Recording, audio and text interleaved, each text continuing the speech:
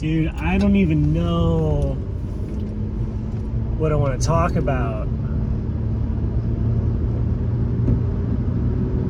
It's so crazy.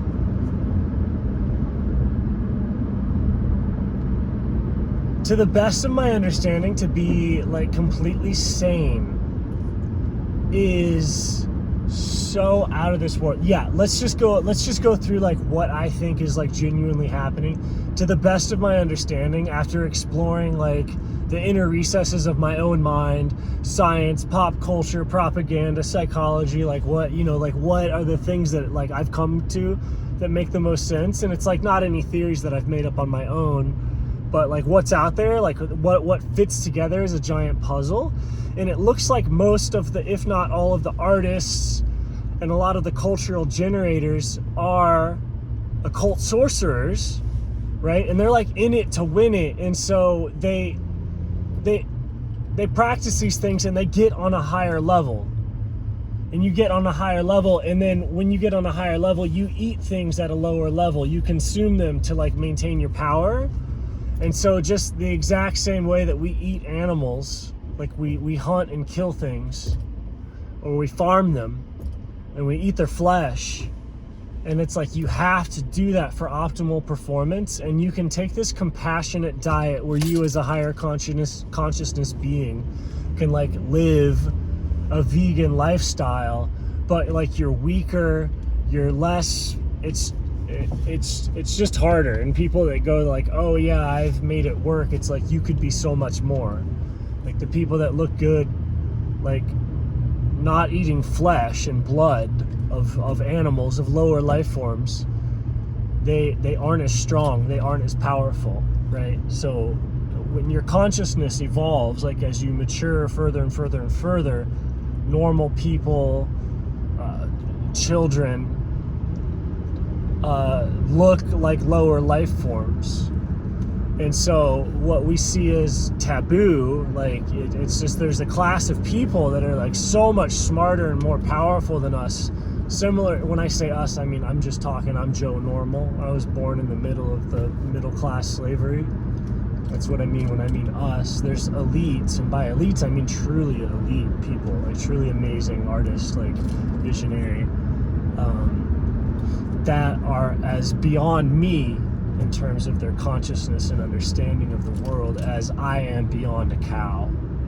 And so they will consume, eat, sacrifice, kill for various things. Like the same way I'll take a cow and I'll turn it into leather or boots or gelatin, or like, whatever I want. I turn a cow into whatever I want, and I don't even think twice about it.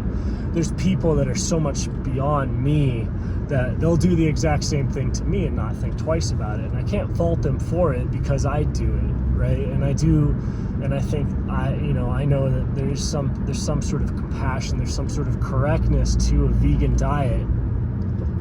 And I've tried a vegan diet at certain points in my life, and I'm sure elites, higher consciousness humans, a lot of them also try a vegan diet, but I'm sure a lot of them don't, to the same degree that like I eat meat, and I'm like, I think it's for a higher good because like my consciousness has more value than all of these cows that don't do anything. Like the consciousness of one elite in terms of how it moves and shakes the world is worth, how many human sacrifices of Joe Normal, right? And it's like when you go, oh, that's terrible, that's sick, that's evil, it's not any different than eating meat in general. For the same reasons of like, why can we eat meat? Oh, it's because the thing is barely sentient. And I have so much more consciousness than it that its consciousness isn't worth considering. There's ways of developing yourself. There's stages in human like cognitive development to where it's like my stage in life where I am at right now in my consciousness is so far below these elites that it's like I am a cow, I am cattle. And so I understand entirely that when they sacrifice or they consume or they eat or whatever, people of my caliber, of my middle class nature, it's like not a big deal to me. And it's like I see that happening all the time. And of course it definitely does happen because people want power, so they eat their healthiest, most vibrant diet. And So for a lot of the elites, the most healthiest, vibrant diet in terms of maximizing their physical potential, their creativity, their power, their understanding, involves a lot of human sacrifice, a lot of taboo stuff. The same way that it's like, oh, you want to be the best athlete in the world, you got to find the craziest ass extracts from the craziest glands and the craziest plants. You need all the organ meats, and like your diet becomes incredibly twisted because you're trying to like capitalize on this power.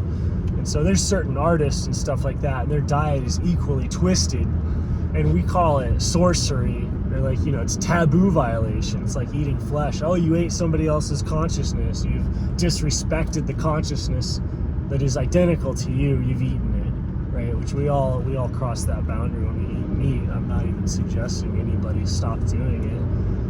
I suggest everybody run away from the higher predators as best as possible, and I suggest the higher predators freaking go for it. Eat the meat and farm the animals, right? But like do it intelligently, I guess. Let's appreciate the sacrifices of everybody's consciousness. So that's going on, right? So we have this level of society to it, to where it's like a lot of people that think that they're the top, the middle class, the democracy thing, are actually just slaves, like literal food, cattle fodder. Not food and like sacrificial ritual, like the way that people used to sacrifice cows and shit to like influence the gods. You start wars, you sacrifice thousands, whatever, of people, and that sacrifice, that psychological explosion changes the psychic environment of the world. And so you have these sacrifices shot off, these rituals.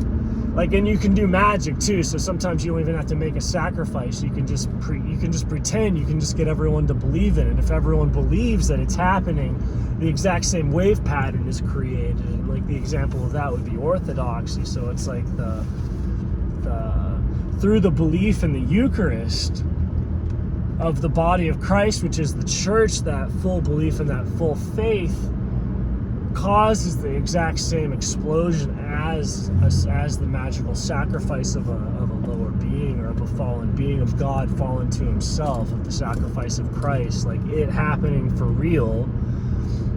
But then the ritual, the magic of like the belief, the faith, causing the same psychological ripple as the actual event itself. So like the Orthodox Church has this technology, has this ritual, has this sacrament, has this ceremony that has the same psychological effect as an authentic, real sacrifice, which is the memory of God sacrificing himself. So through the Eucharist and through the liturgy, like the Orthodox Church and Christians are setting off and making straight, altering the psychic environment for the betterment of humanity, as the same thing as like when you eat a steak after working out hard, it's for the embetterment of your body. Or when an elite sacrifices a child, or drinks the blood, or extracts the adrenochrome, or you know, when we're elites over the farmland, when we burn down the valley and plant the corn and we extract the corn, that sacrifice of the field, the sacrifice of the nature, is for the embetterment of the body, and that sacrifice sets off a psychological ripple that improves the world, and we see that as getting healthier. So at every level you see higher consciousness sacrificing lower consciousness. And so it's like the truth of it is, it's like, what's the truth? Christianity, that's the game being played by everybody unto everybody. And so a lot of the crazy ass conspiracy theory stuff is 100% accurate, and then there's a lot of problems for people pretending that it's not, and there's trans-dimensional beings doing it. It's a very confusing, muddled picture, but like ultimately it's like, okay, after you've studied everything, including all of it, it's like, what conclusion do you come to? And it's that Orthodox Christianity is this like interesting freedom from samsara, which is based on that sacrifice of higher consciousness to lower consciousness, because it's like this ritualistic technology given to humanity by God himself that allows us, with our mind and with our faith, to create and renew the world as he did through his sacrifice eternally, with just our mind alone, our nous, our imagination. So that's what I sort of ultimately figured out was probably true.